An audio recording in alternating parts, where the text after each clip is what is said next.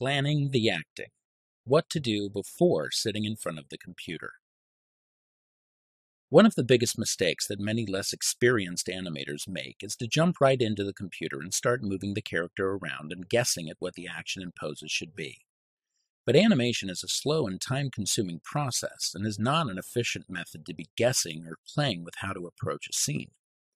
It is animation's time considerations that led to the invention of the storyboard at the Disney studios back in the 1930s, which created a way for filmmakers to start considering the visual look of a film after the script had been written, but still before actual animation took place.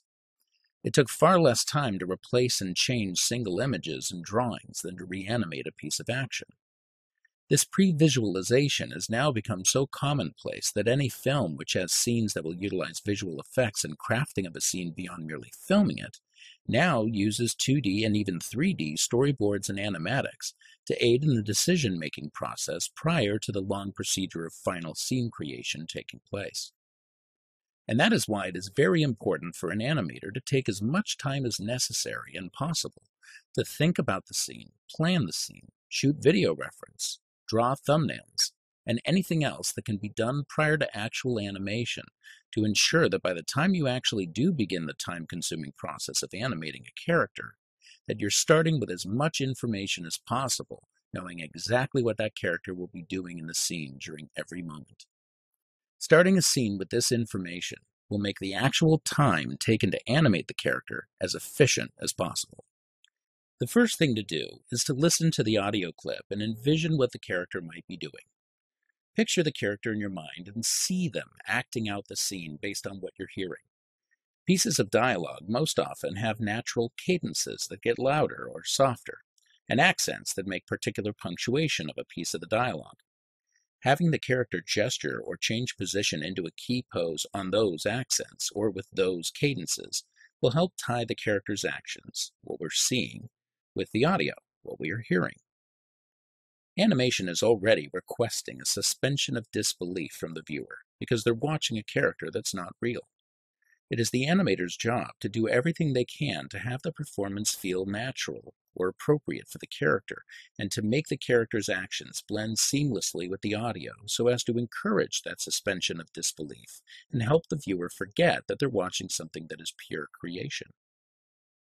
Unless you are creating your own film, you're almost always being given the dialogue you will be working with and need to evaluate it based solely on what it is that you've been provided and how to get the most entertainment out of it possible, while also keeping in mind what is occurring with the character before and after this scene occurs.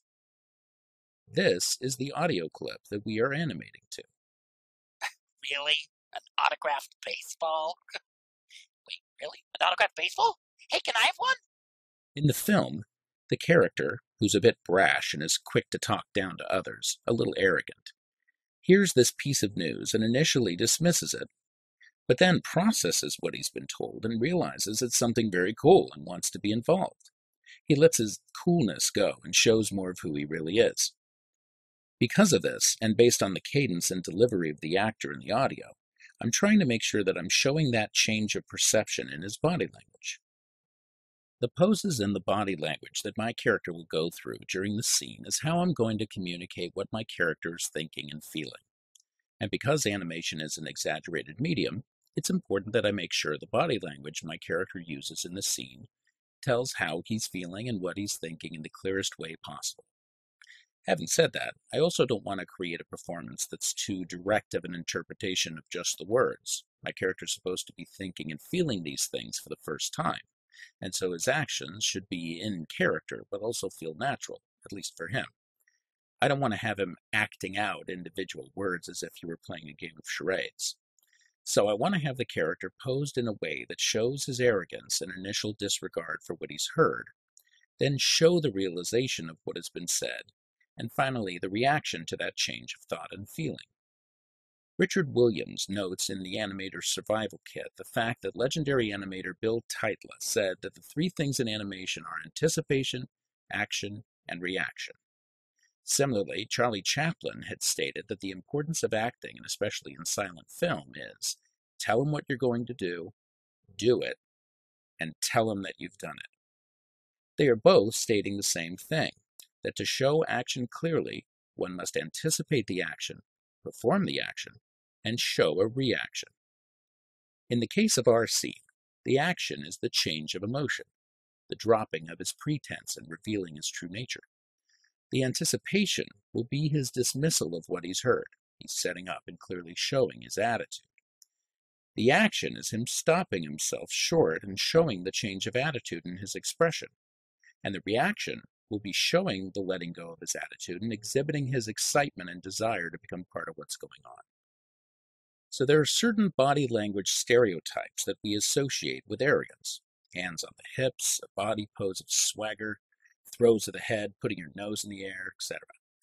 These actions and postures will help tie the arrogance of his body language to the arrogance we hear in the audio with the psh and eh, and his tone when he says, "Really, a baseball?" The silence that occurs between that line and his next one is where he realizes what he's heard and what that really means to him. And so we need to show that change in his body language. We can't and shouldn't have him stay absolutely still just because there's no sound there. Showing change and action during silence is a positive way of showing thought and emotion.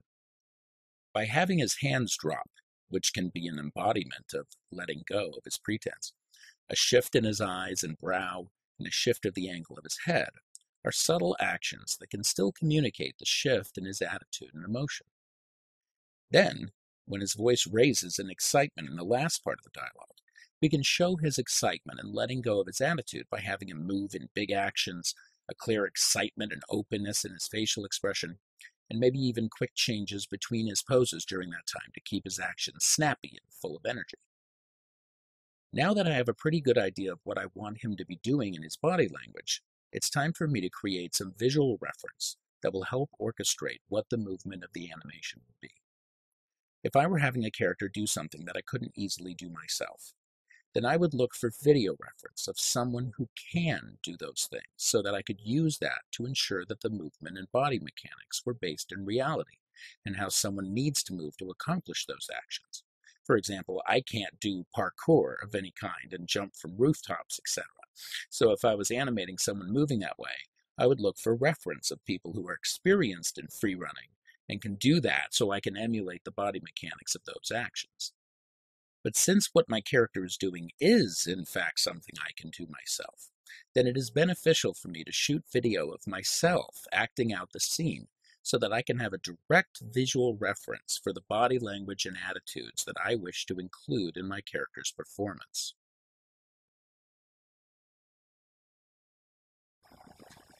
Really? An autographed baseball? Wait, really? An autographed baseball? Hey, can I have one?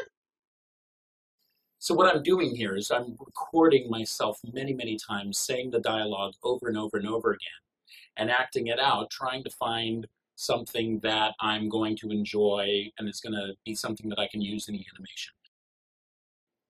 Really? An autographed baseball? Wait, really? An autographed baseball? Hey, can I have one? Very frequently in animation, when you're actually acting something out, you might do a little something that you wouldn't necessarily think to do if you were just totally focused minusculely on every little bit of the performance. Whereas if you're just kind of doing it, and you're likely to do something that you wouldn't necessarily pre-consciously think of and might just kind of sort of happen by accident. And those are the kind of things that often are something that actually is going to look great. Really? An autographed baseball? Wait, really? An autographed baseball? Hey, can I have one? Me acting it out a bunch of different ways over and over and over again gives me an opportunity to pick the things that I like best and create a performance from that. It also allows me to then look at that action, frame by frame and be able to break down exactly what I was doing at certain moments. Really? An autographed baseball? Wait, really? An autographed baseball? Hey, can I have one? The other thing that I'm doing in acting this out over and over and over again is looking for opportunities to have the body language communicate some way what the dialogue is and hit certain beats. Really? An autographed baseball? Wait, really? An autographed baseball? Hey, can I have one? I obviously don't want to be so blatant as to be like, Really? An autographed baseball? Hey, can I have one? Or anything like that. But looking for moments to have like tilts of the head or gestures, hitting those emphasis points so that it feels like the body language and the dialogue, the sound are married as much as possible always helps. Really? An autographed baseball? Wait, really? An autographed baseball? Hey, can I have one? So then once I pick a piece that I really like, then I can take that and isolate just that little piece of action and be able to bring that into QuickTime so that I can actually analyze that frame by frame and see what the frame numbers are for certain actions and how long certain actions are taking. Once the video is chosen, I open the video in QuickTime Player and use the video for reference while I'm animating. I use QuickTime for two reasons. The first reason is that QuickTime allows you to switch the counter from minutes, seconds, etc. to use frame numbers instead, which allows me to see exactly how many frames an action is taking, or the number of frames between actions, or the exact frame number I'm hitting certain key poses.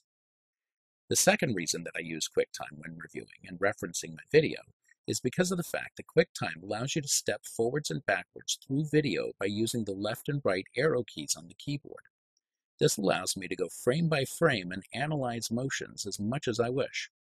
I'm not sure why not many other media players incorporate those features as well, but being able to see frame numbers and being able to step frame by frame forwards and backwards through video is extremely helpful in analyzing movement for animation.